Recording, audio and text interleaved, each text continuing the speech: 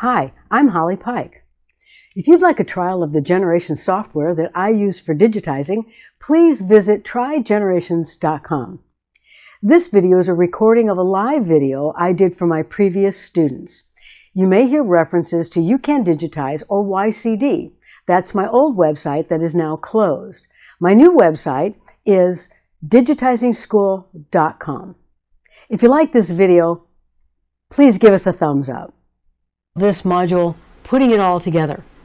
The piece of artwork that I'm going to do for you is going to have many of the things that you just learned. Only you're going to need to decide when to use them, when not to use them, what works and doesn't work. So this is a bit of a challenge. I'm going to go through the entire design for you and digitize the design for you on video so that you'll have it later to refer to when you do it in the privacy of your own home. Now, understand some things may work and some things may not work. This is the way I teach. If I'm doing something and it doesn't work, I'm going to say, hey guys, that didn't work, let's try something else. Because that's real life digitizing. Everything doesn't work the first time in real life digitizing. Any of my team will tell you that. Any real digitizer that's being honest with you will tell you it doesn't always work. So I want you to see my process, how I go about it, and hopefully that'll help you to do your final design, putting it all together in the comfort of your home.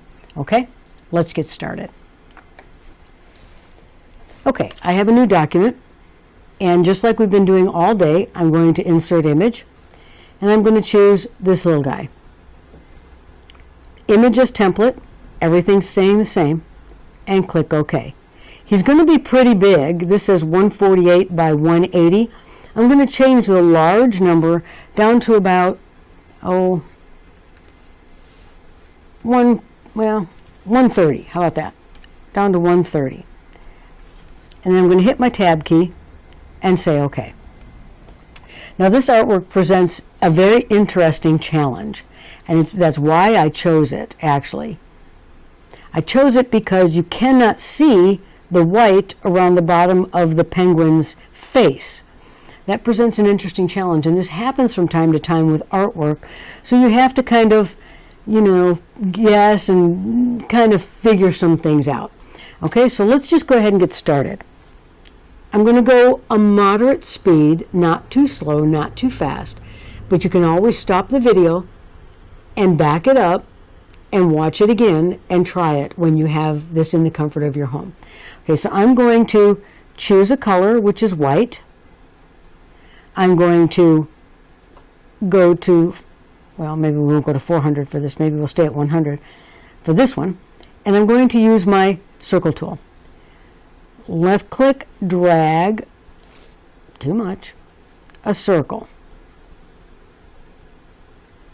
About right there. Now my circle isn't perfect, as you can see. So now I'm going to kind of shape my circle. With a right click, I go to View Outline Icon, right click, and I'm going to adjust with an arc. We haven't done this in the class so far, so this is a new part of the lesson.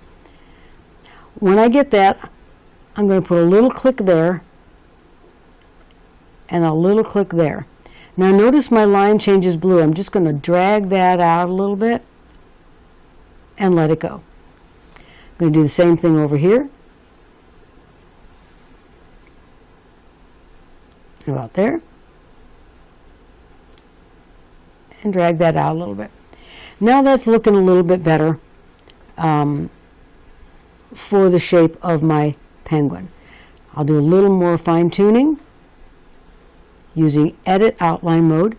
Each of these modes, each of these little node things are part of the shape. I'm going to delete that one so it's a little rounder.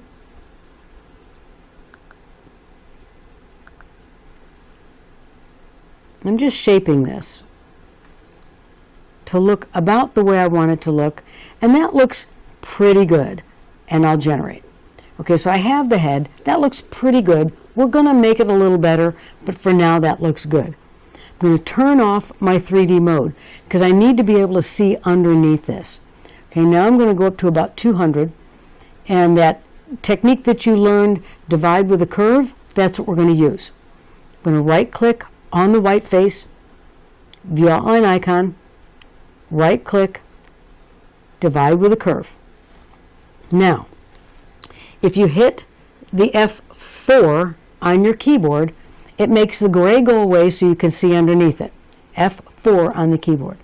Now I can see what I'm doing and follow right around this black, put a left click right there, follow right around it to get it exactly the way I want it. I'm going to hit escape and generate. Okay, escape. Now, because it's two pieces, I'm going to select this one and make it black. So let's see what we've got now. We've got the penguin head. This is still one piece, so it can't move around and have a problem.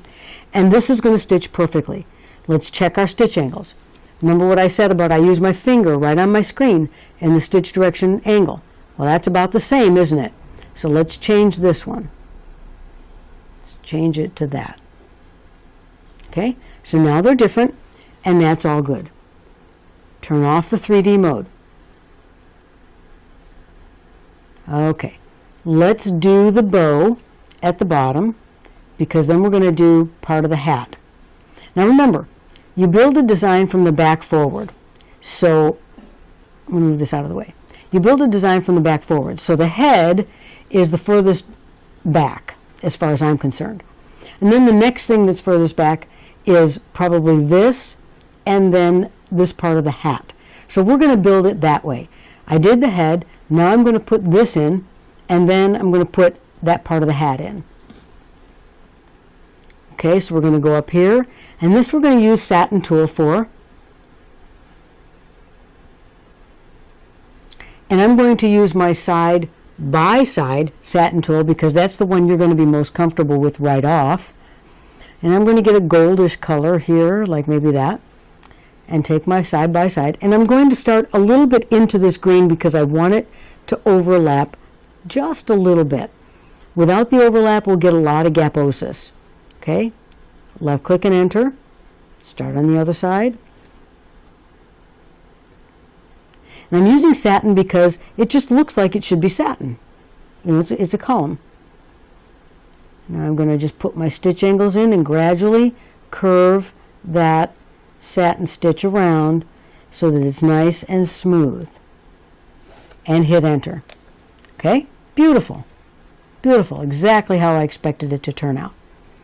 Okay, I'll hit escape and drop my tool with a right click outside the design. Now let's do this part. And this is a perfect spot for divide with a line. How about that? Okay, so let's go up to 400. And I'll pick a green and my area tool. A left click, I always start with a left click and come up with your right clicks.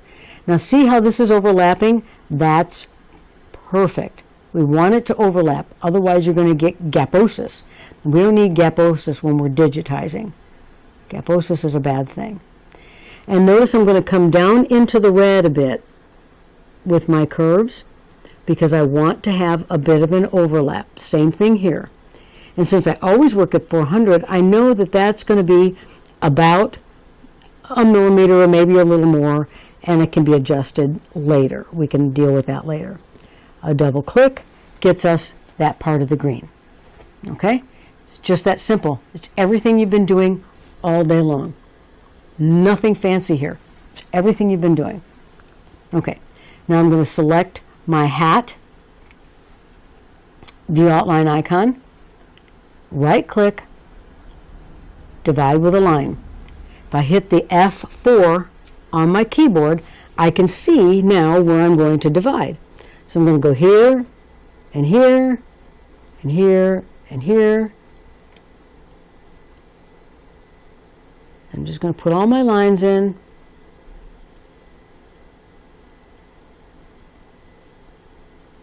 Just like that. Then hit enter and generate. And I have all my little pieces. Look at all these little pieces. Okay? Now I can start right here and pick every other one.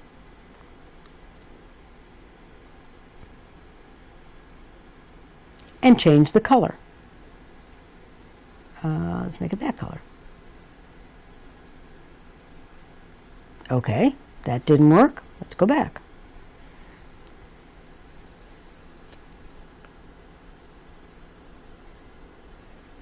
Pick every other one. There we go. And now it changed. But now you're probably going to say to me, but okay, how do we deal with the fact that we have some green and some bluish green and all that kind of stuff? Well, we're going to fix that. I want all the green to be together and all the bluish green to be together. So I'm going to take this one and drag it up to there. I'm going to take this one, left click again, and drag it up. Now they're all together, and I'm going to generate.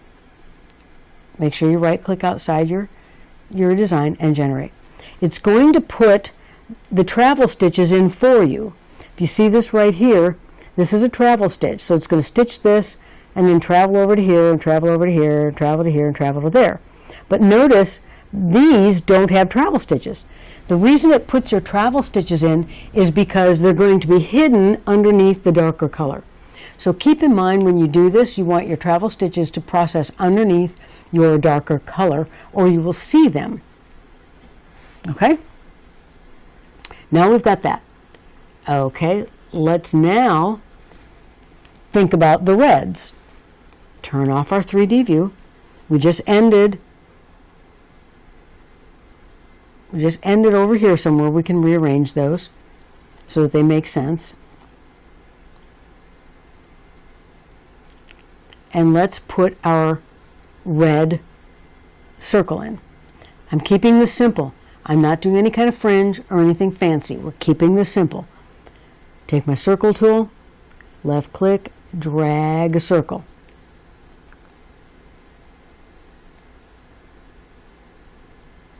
Okay, and make it red.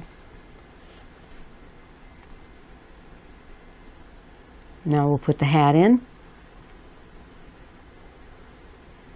See how that green overlap now is just built in for me? It's beautiful. Just beautiful.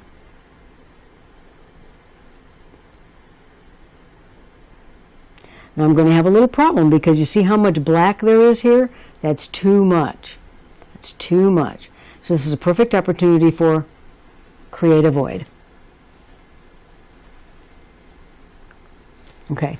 If I want to make sure that I have this exact red here, all I have to do is put a right click on the green part of the hat and then right click that red, and it's the exact same red every time. But I know that I have too much black showing up above this. Remember, there's just too much black here. So let's create a void. I'm going to select the black, view outline icon, right click, create a void using an existing area. Now watch what happens. I now have the perfect overlap right there. I have the perfect overlap. Create a void works so beautifully that you never have to worry about it matching up and stitching correctly. You never have to worry about it. I'm going to check my stitch angles. Okay, this one has to change because look at all these are the same. So this one has to change, so we're going to do it something like that. And then this one we're going to do like that. We're just changing them because we don't want them to be the same as the green, as the other green. Okay, good deal. Okay, so far so good. So far so good. Let's go do the bow. Turn off the 3D view. Go to 400. And let's do the bow. Now, how should we do the bow? Should we do the bow just with a complex fill? I think we will. I'll do a little something with it. It's going to be green, but we'll fix that. Just going to go around the bow. Left click there. Left click. Remember, I'm going to just right click on this chip to get it to be the same color, and that's a jump stitch. So just generate and it goes away. But we know now that we have 2 layers, right? Underneath, we have 2 layers here. We have the face and we have the bow. So let's fix that. Well, let's do one more thing. One more thing. We're just going to fancy up this bow a little bit. How about that? I'm going to take my circle tool. I'm going to draw a circle about the size that I want it. And I'm going to put it about right there. And that just makes it cuter, I think. Okay, so the first thing we're going to do is select the bow, view outline icon, right click. What are we going to do? Y'all should know, create a void with an existing area. Hover over that little circle and we've got a void there now. Okay, now I'm going to select the face, view outline icon, right click, create a void using an existing area for the bow and for the other side of the bow, and generate. Now you have only one layer, if I move this, underneath the face. Oh, we missed one thing though. Same, create a void, got to get that out of there. Okay, perfect. Now we're good. Okay, now we're good. Very good. Okay. Now we have the face, and the face is actually pretty simple. It's pretty simple.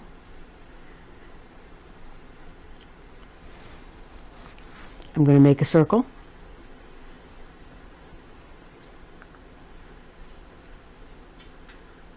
A little bigger. Let's make that peach flavored. And let's change the density. Okay, I'm going to change the density like we did early on. I'm going to make it 1.00 and generate. And you see what we get? It's kind of, really light there. Let's do one more thing. We talked very briefly about underlay. I'm going to go into my space bar and into this tab, and I'm going to say no. Well, we can do it differently. Let's go right here and let's say no underlay. The reason I can have no underlay is because this layer is stitched underneath it. That's plenty of underlay. So now we get this cute little look on his face, this cute little blush spot. And I'm going to copy and paste, drag it over there, and generate my stitches. And he's coming along pretty nice. Coming along pretty nice. Okay, let's do the same thing for his eyes. We're going to draw a circle, escape, and then slide it over. Right click, change the color.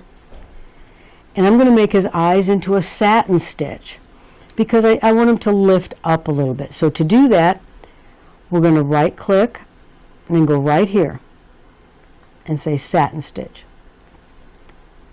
I'm going to move my little ins and outs like that. Copy and paste, turn off 3D view, slide it over, generate my stitches.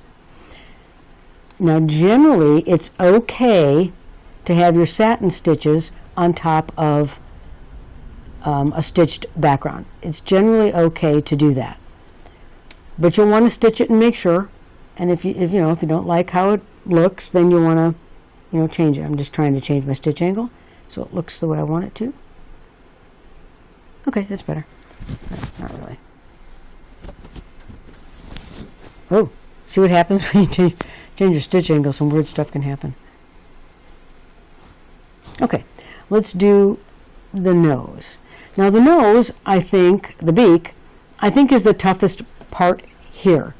So I'm going to do it in 2 pieces. Actually, I'll do it in 1 and divide with a curve. How about that? We'll do it in 1. So I'm going to take my two-side satin tool, and let's hope this works.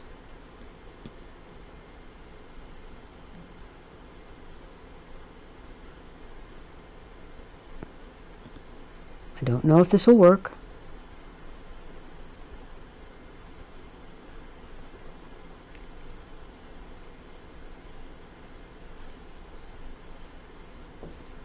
put in my lines.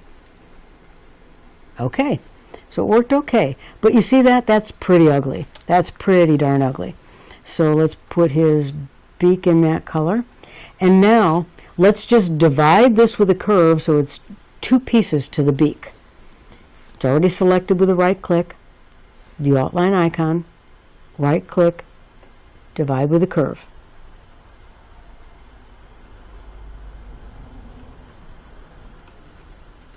Enter, escape, and generate. Well, okay, so that didn't work so good.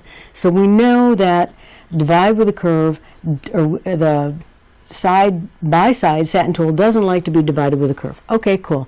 We'll just say goodbye to that and start again. Okay, let's take our area tool and do it this time. Things don't always work, and it's okay.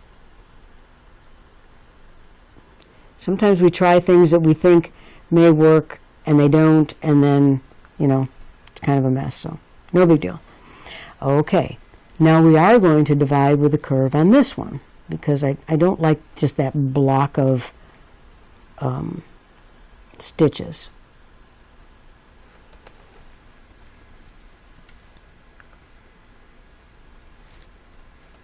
Okay, better. Now the advantage of having this be 2 pieces is you can change your stitch angles, and it looks like 2 different colors when you actually are stitching it. Now we need to create a void underneath that, so right click on the white, view outline icon, right click, create a void.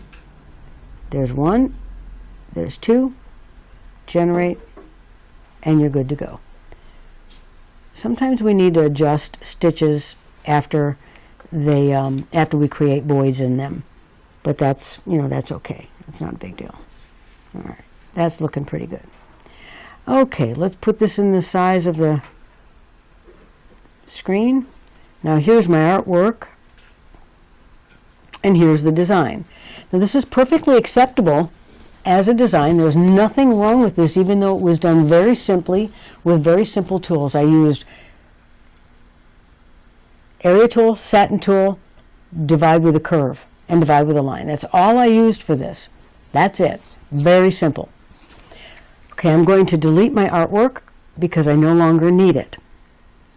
At this point, I do have a checklist that will set up for you for different things that you should check to finalize a design. For right now, what I'm going to do is make one last generate. Then I'm going to left click and drag a box around the entire design. You see all those little parts and pieces. I'm going to group it together. That keeps everything together, so when you move it, if you accidentally move it, you don't move it somewhere where you don't want it to be.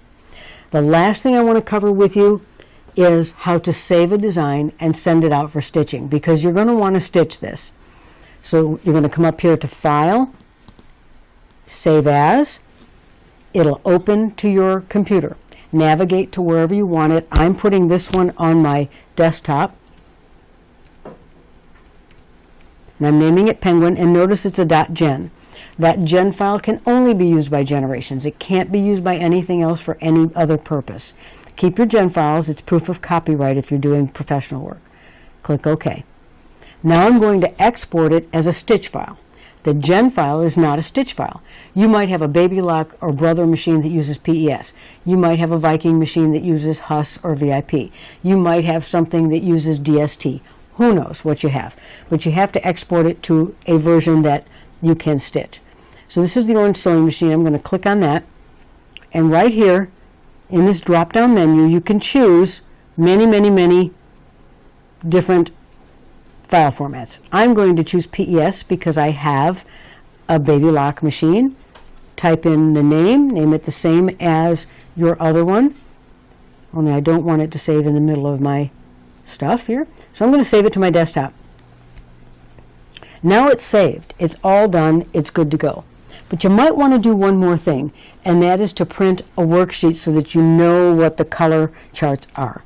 So for that, I'm going to go to File, Print Worksheet. this is going to come up. I'm going to name it. Same as my file, same as my gen file, same as my PES. I'm going to turn off these three here. They're not really necessary. Don't check 3D style. It's going to take you an hour or more for this to generate to print. So do not check that. I'm going to say print. You're going to print it to PDF. Microsoft has a built-in PDF to it. You're going to print it to PDF and say OK. Save it in the same place you saved your other stuff. Name it.